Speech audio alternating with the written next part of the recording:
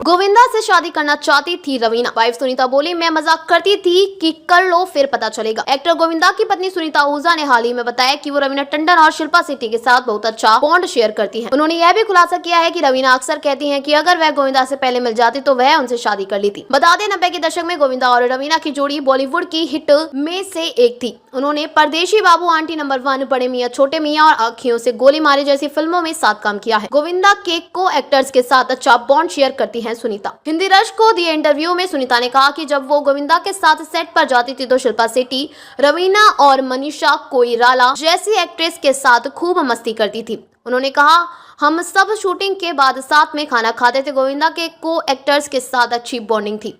रवीना आज भी कहती हैं कि चीची गोविंदा, तुम मुझसे पहले मिलते तो मैं तुमसे शादी कर लेती। मैंने उनसे कहा ले जाओ पता चलेगा तुमको। गोविंदा ने शाइन की थी 75 फिल्में। गोविंदा 1990 के दशक में सबसे पॉपुलर एक्टर थे। एक समय पर उन्होंने 75 फिल्में साइन की थी। एक दिन में 4 से ज्यादा प्रोजेक्ट पर काम कर रहे थे।